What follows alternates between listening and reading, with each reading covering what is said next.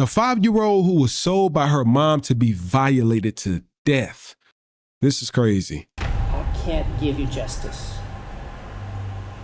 This jury has given you what we as humans, the best we as humans can do to give you justice. Justice would be if I could reverse all of this, and I can't. The jury has returned as its recommendation as to the defendant, Mario McNeil, that he be sentenced to death. Your time is 43 months. Has not healed or diminished this pain. I think about those last seconds. And you was the last thing my daughter got to look at. Wow. This That's is tough. 5-year-old Shaniah Davis. Her mother sold her for $200 to a monster. What he did to her is simply shocking. And her mother's decision to send her off like this is just as chilling. Bro, $200, bro. I'm telling y'all, man, some people just, bro, do not deserve to be parents. It ain't no amount of mental problems this grown adult went through as a child for her to sell her child for $200. To sell your child in general is crazy, but you're selling your child for $200. That is crazy, man. Not even saying you need to put no price on it or nothing like that, but just the disrespect. She would have sold her child for, you basically just gave your child away. Like, but the bum activity of $200 is sad. And please don't get it misconstrued, y'all. I ain't saying it should have been a higher amount or amount in general. It's just like it's just the stupidity. Like, Shaniah's story is tragic from beginning to end. It's hard to imagine a 5-year-old can go through this experience, helpless, alone, and scared to death. Let's explore the horrific tale of Shaniah Davis and all the events that led up to her death. Shaniah Nicole Davis was born June 14, 2004 in Fayetteville, North Carolina. At first, she grew up with her loving parents, Brad. I thought it was about to say Fayetteville, Georgia. Y'all know what I was about to say. Everything always happening in Georgia, bro. North Carolina. At first, she grew up with her loving parents, Bradley Lockhart and Antoinette Davis, and her brother Carl, who was 2 years older. But as her parents split up, the siblings went on to live with their dad. Antoinette had a rough patch financially, partially due to her substance addiction, and she didn't seem ready to raise 2 small kids. Nevertheless, she stayed close with little Shaniah. Shaniah loved both her parents very much. She was a happy-go-lucky girl who always smiled and loved pink and yellow. She was an energetic, outdoorsy type who loved riding her scooter and making friends wherever she went. Bradley loved Shaniah deeply, but he had a rough life too. He was married before Antoinette to a woman named Vicky Sue. When she was only 28, she was bound and shot, along with her sister and a friend, by a group of robbers who believed they had a huge amount of cash stashed in their house. The killers were caught and sentenced to life in prison. But imagine what that does to you as a person. Bradley had 3 children with Vicky Sue, but he didn't feel able to raise them, so they were raised by Vicky Sue's parents. Shaniah and Carl were the first children he raised on his own, but Shaniah wouldn't be in his care for long. In 2009, Shaniah was a kindergarten student at Morganton Road Elementary School. That year, Antoinette asked Brad to pass their daughter on to her. She was ready to be a mom. She now lived with her sister, Brenda Davis, and her boyfriend, Jeroy Smith, in their trailer home. It wasn't a luxurious situation. Brenda and Jeroy had kids themselves, and they would all sleep crammed in one room so that Antoinette could take the other bedroom. However, Brad said she had asked if she could be a mother, and I felt she was sincere in asking, and I figured to give her a chance. So in September 2009, Shaniah and Carl went on to live with Antoinette and her sister. But Brad's sister Carrie and his other friends all pointed to the same thing. Shaniah did not seem well under Antoinette's care. Brian even painted a more disturbing of Antoinette. Indeed, Brian is angry at Bradley for sending Shaniah to live with her mother in the first place. He had seen the bad signs when she would spend as little as a weekend with her mom. So why didn't he think of the risks? Call it reckless or wanting to see the good in people, Brad trusted his ex-wife. He wanted her to have the experience of being a mother and believed she had gotten her life on track. But just 2 months would pass, and Brad would regret his trusting nature for the rest of his life. It was November 10th, 2009, just before sunrise. In their Sleepy Hollow trailer home, Brenda and Jeroy woke up to what sounded like someone trying to break into their home. The sound then stopped and they went back to bed. But just a half hour later, Antoinette burst into their room, close to tears. "Have you seen Shaniah?" she asked. Brenda and Jeroy jumped out of bed. This was a serious situation. A 5-year-old girl was missing. Had she been taken by whoever had come into the house half an hour earlier? Or was that sound Shaniah opening the door and leaving on her own? Brenda, Jeroy, and Antoinette dressed up to go outside and look around. But before they left, 7-year-old Carl added something crucial. He'd seen someone else in the home shortly beforehand. When Brenda heard this, she knew Shaniah had been kidnapped, so she urged her sister to call 911. Shockingly, Antoinette was hesitant. Why wouldn't a mother call the police first thing when her small child is missing? Antoinette wanted to ask around and look for herself before going through with the call, almost as if she believed she would bother the emergency services in vain. Nah, she know what she was doing.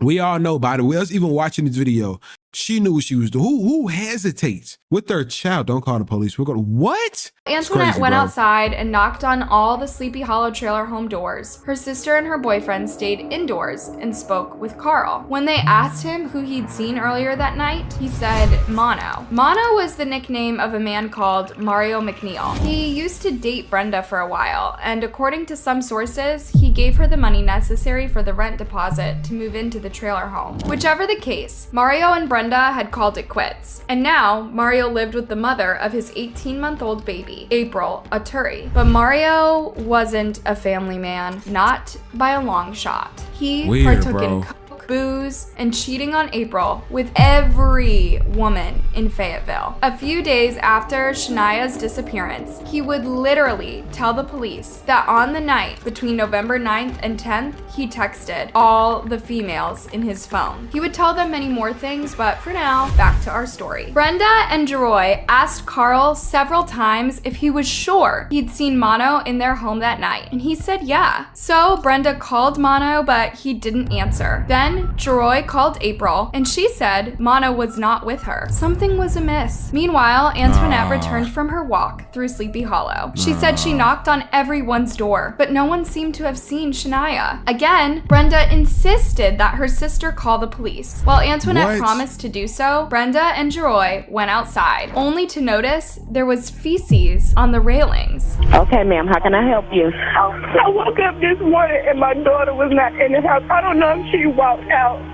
I don't know what's going on, but she's not here. How old is your daughter? The first thing she did wrong was calling the police days later, man. Like, you're done for. 5-year-old at that? What did you think? Who you think? You think that's just like a lost dog? Like, she knows what she was doing. She's 5. 5? And your door was not unlocked. That's what you're telling me? No, it was not unlocked, but I'm telling you, she knows how to unlock it. I'm hoping that she didn't unlock it and walk out. This was happening at 6:52 a.m. By now, Mono was long gone with Shaniah.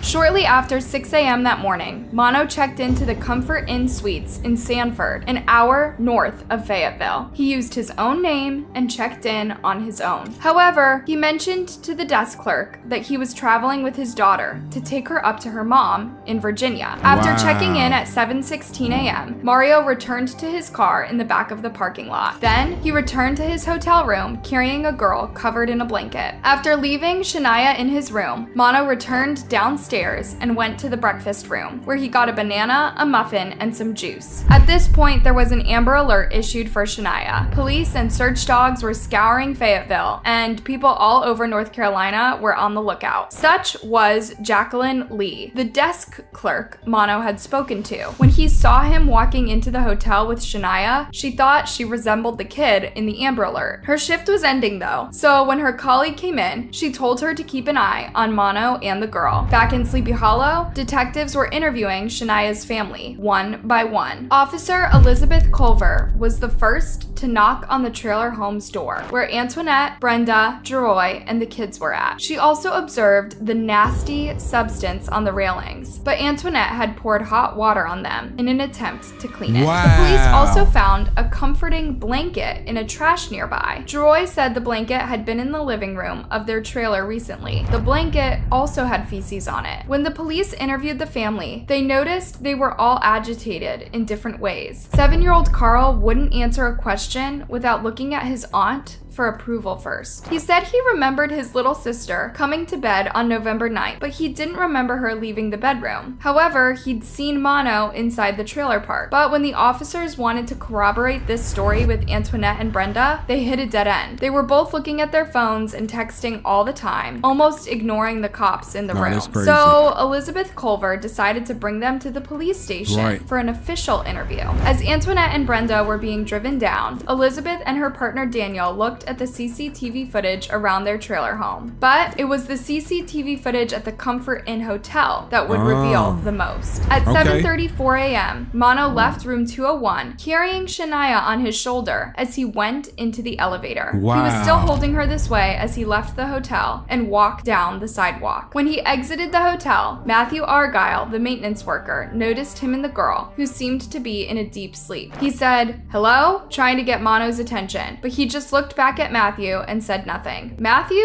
thought Mono was creepy, so he followed him subtly to the parking lot. Mono put Shaniah in the rear right passenger side of his car. Then he got into the driver's seat and lit up a cigarette. After he finished his cigarette, Mono drove to the front entrance of the hotel, where he entered on his own. He approached the new desk clerk, Regina, and asked her for a security deposit. He said he was going to drive her daughter to her mom in Virginia, as she'd told Jacqueline earlier. Regina handed him a receipt and off he went. Shortly after, a housekeeper came down to the reception to hand Regina something. She'd just cleaned room 201 and she found 2 small clear open plastic packets with white powder residue inside, possibly bags. When Regina saw the Amber Alert too, she called the police. Around 8 a.m., Mana was driving down a highway when he texted Brenda, "Hey." It was in reply to her own "hey" some hours ago when they were trying to get a hold of him. But by now, Brenda was being interrogated at the police station and Mono's phone was being tracked. So Brenda wrote back to Mono, but their conversation was supervised. Brenda, "You been to my house?" Mono,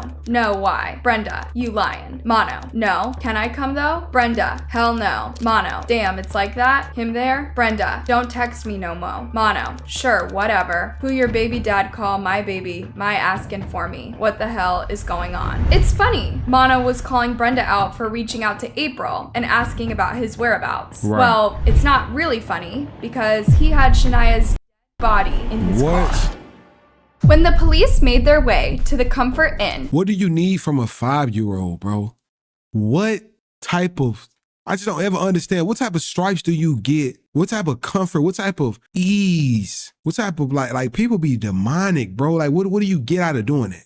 After Regina called the Amber Alert hotline, room 201 had been partially cleaned. The trash had been taken out and the towels had been removed, but the bedding had not been changed yet. Other detectives analyzed the hotel's CCTV footage and concluded Mono was with Shaniah. FBI agent Frank Brostrom was in charge of analyzing Mono's phone records. In the late afternoon of November 10th, Frank arrived at Sleepy Hollow together with the local police. By the end of the day, they had tracked Mono and Shaniah to the Highway 87 area between Spring Lake and Sanford. Also by the end of the day, Brenda had finally told the cops Carl had seen Mono at the trailer house the night before. Brenda also said she saw Mono trying to talk to Antoinette shortly before the incident. Antoinette's response to the police, "I don't have to say to you. I just want to know where my mother effing baby's at." On November 12th, Mono was found and arrested. His car was taken in as evidence and thoroughly analyzed by a forensics team. Shaniah had been missing for over 2 days now, but detectives were still hopeful she was alive. Mono was interviewed but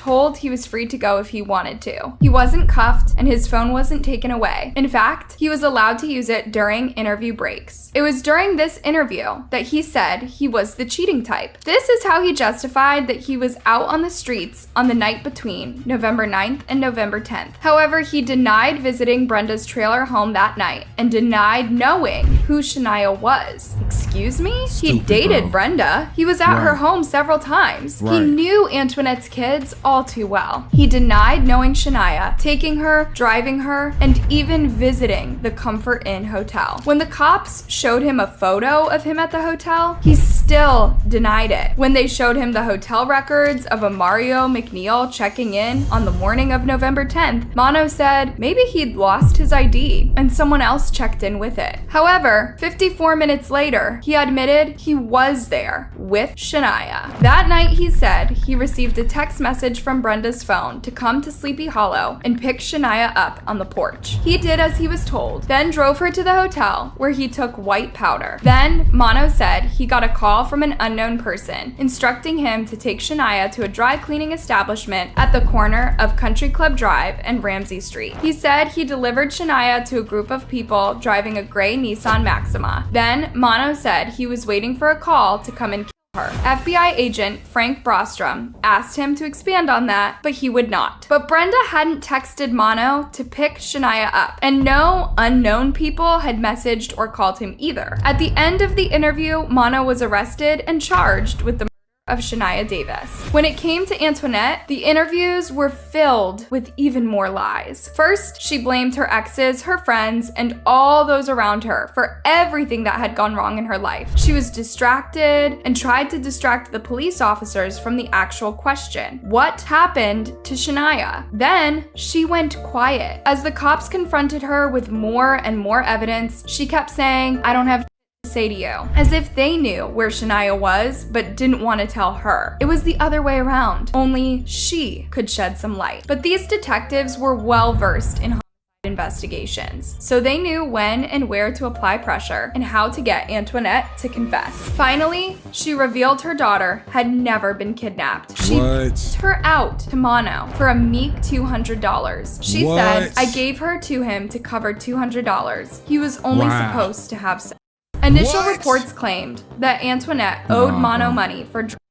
Cumberland County District Attorney Bill West later stated that this was not true. He said Mano had lent Antoinette $200 to buy food and pay for a hotel room when she and her children found themselves homeless. In either case, Antoinette didn't have the money to pay Mano back. The intoxicated man told her he either wanted money or and that's when Antoinette offered him Shaniah. Why do you offer yourself? She was 5 years old. Antoinette claimed that she tried to stop Mano from taking her daughter that night, but Billy West doesn't believe her. Remember the feces found on the blanket and on the railings? According to him, this is proof Shaniah was hurt at her home. I don't even know what to say about this, you guys. It is sickening that anyone would do this to a small child, but to think a mother could sell off her daughter this way, knowing what would happen, is unspeakable. He was only supposed to have as if that would have been a fair debt settlement. How would have Shaniah lived with this experience, knowing her mother let her be violated to get out of paying $200?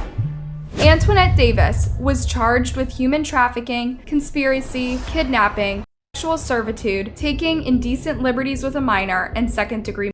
On November 15th, one of the investigators handling this case called Alan Rogers, Mano's attorney. The police had received some vague tips about finding Shaniah's body from Rogers, but this was a sort of telephone game. As Mano's attorney, Rogers wasn't supposed to help the police convict his client, so he gave the DA some tips, and the DA told the police about this. Now the investigator wanted Rogers to speak up. Shaniah's body had to be found. After multiple back and forth phone calls, Rogers pointed the police to the spot in the woods they should be looking at. A big search team scoured the area for 2 days straight. At around 1 p.m. on November 16th, a week after Shaniah's disappearance, her body was found under a log by an officer and his search dog. Found her? Right here. All right, I'll call him. Call command and tell him. Lock up the area. We got a tip. Somebody in the parking lot said that they had heard on the news or something that the guy admitted to killing the young child and dumping her where there was deer carcasses and trash. She was simply dumped in a shedded area near the intersection of Highway 87 and Walker Road. Mono hadn't even gone through the trouble of digging a hole. She was partially naked, and around her were indeed deer carcasses and trash. Wow. I don't even know. I'm a little overwhelmed right now, so it's a lot. I'm just, I'm glad we were able to help. Mario McNeil was charged with first-degree murder. His reaction? Now, according to the Fayetteville Observer, McNeil says his lawyer should not have told police where to find the girl, saying it hurt his case. Mono showed no remorse and said no apology for doing the absolute worst. Shout out to his lawyer. He must have had what's they call it, like an attorney that the court represent, but that's what they needed to do, bro. A situation like that that's regarding a 5-year-old child, as a lawyer, it's just some stuff you don't need your name behind, especially if the court authorize you to do something like this. Like it's a right thing to do and it's a wrong thing to do. And I would hope as an attorney, knowing that there's a child that just lost their life to a sicko, you won't ever want that person back on the street. So you do what's right. Like I wouldn't even be mad as the parent if there was something, if I was the parent of this dude, I'd be excited that they snitched.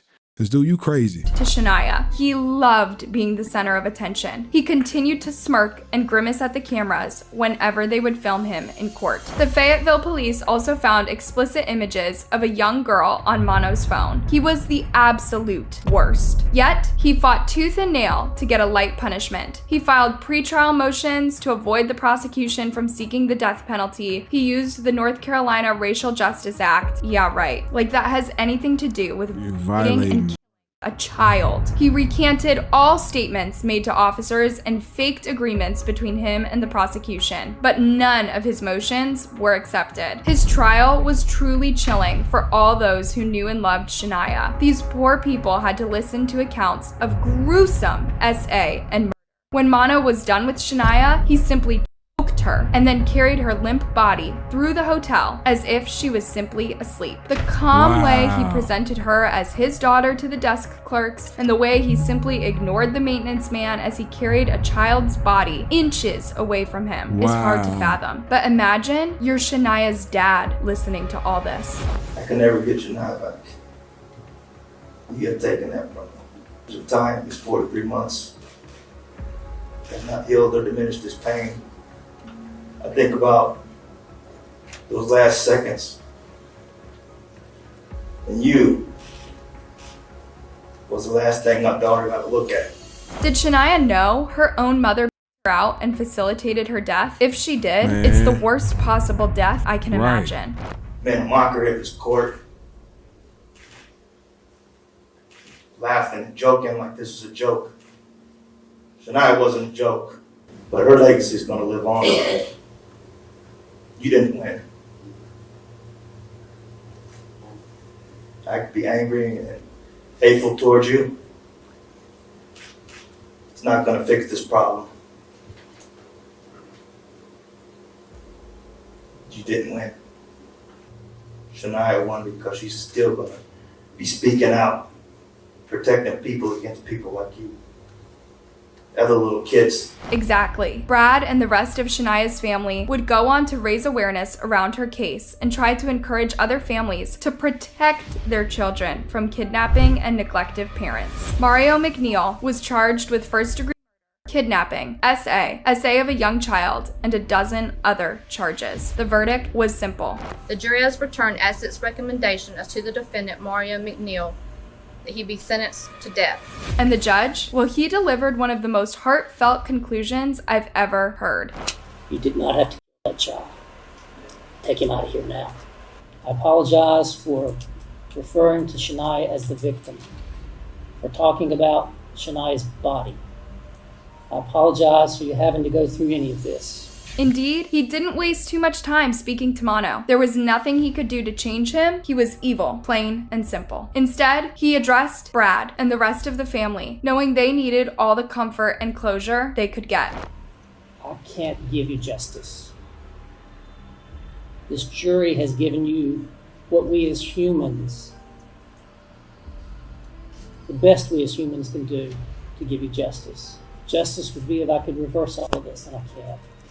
I said a prayer for you every night of this trial, and I will continue to do so. There was one last chapter left to close this case. At the time of the arrest, Antoinette was pregnant. Yep, you heard that right. When she gave birth to the child, it was taken from her and put into foster care. She faced a long list of charges, but entered Alfred pleas, not pleading guilty, but admitting that the state has adequate evidence to convict her to second-degree murder, human trafficking, conspiracy, kidnapping, sexual offense, sexual servitude, and taking indecent liberties with a minor. At the end of her sentencing, she said, I did the best I could. Shut up. Shut up. With my children. No, you didn't. I never said I was a perfect mother, but I was a good mother. No. I honestly, I'm gonna let y'all hear what she want to say, but I don't want to hear what she got to say. Cause that's the first thing you said. I did the best. You did the best you could to hide the fact that you sold your daughter for $200, ma'am. Stop the cap, bro. Y'all can watch this. I'm not even gonna listen to it. I did what I had to provide for them. I did what I had to make sure they was all right. Cause I didn't have any help from anybody. You sold your 5-year-old daughter as a slave. No, you were not a good mother, Antoinette. And yes, you did have help from a lot of people, and they were all better caretakers than you. Judge Jim Ammons told her, You could have saved your daughter's life, and you did not. You had the time, the opportunity, and the means to save Shaniah's life, and you did not. You are not a good mother. This did not have to happen. Take her away, please. A good mother is making a few mistakes, but good intentions. Right. A good mother is caring for her child no matter what and doing her best to provide care, attention, and nurture. Antoinette might be one of the worst mothers out there. In July 2011, she was sentenced to 17 years in prison. She will also have to register as a offender once she is released. But as Mono's judge said, there is little justice in convicting these two people. It's good they're off the streets, but imagine the pain Brad, little Carl, and the rest of Shaniah's family have to live with. Brad was seen crying and borderline collapsing at the court hearings and candlelit vigils for his daughter. Lord, I come to you with open arms, and it's hard. It's hard. It's hard, man. It's hard. Bradley Lockhart could hardly speak, his legs shaking. He was held up by friends and by a crowd of hundreds around him. Don't give up on me and don't give up on Shaniah. She right there with you. People flooded a shopping center parking lot on Murchison Road, lighting candles in remembrance of 5-year-old Shaniah Davis. Just bless her and bless those who did not know no better. She was laid to rest at Fayetteville Memorial Cemetery with the inscription, God's Angel called home. In a tragic twist, Shaniah's half-brother, Chavez Lockhart, was to death on May 25th, 2017. He was 20 years old and buried next to his little sister. Wow. A family dealing with the unthinkable for a second time, the loss of a child. 8 years after the body of 5-year-old Shaniah Davis was found in Sanford, her older half-brother was shot and killed. Chavez was killed at 9:30 p.m. at a different trailer park home. While inside his car, 2 teen boys were arrested for his murder.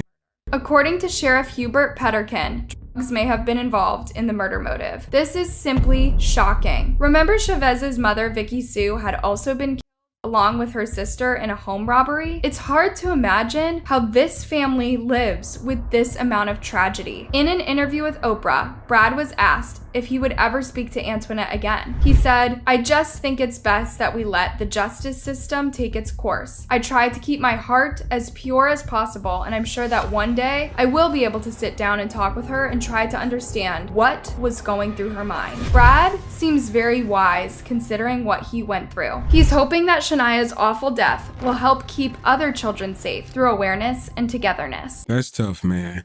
That is tough, dog. It got to be a tough thing to honestly deal with when it's coming to a child, but let alone a child, both of your children. And just say prayers to his family to know that the lady is 25 now. She was in jail in 2011. She served 14 years. She's either out right now or she's going to get out. She shouldn't have had a chance to see another day or even have a second opportunity the way she put this out. For them to give her 17 years and they give him a little, like they give him, of course, the death penalty, she should have had 30, 40 plus years, let alone she should have had the death penalty too. Like, I don't understand what's the difference on why they didn't do what they needed to do with her, the same thing that they did to him. It just doesn't even make sense, bro. Justice system failed with this one, man. Y'all let me know y'all thoughts and opinions on this down below.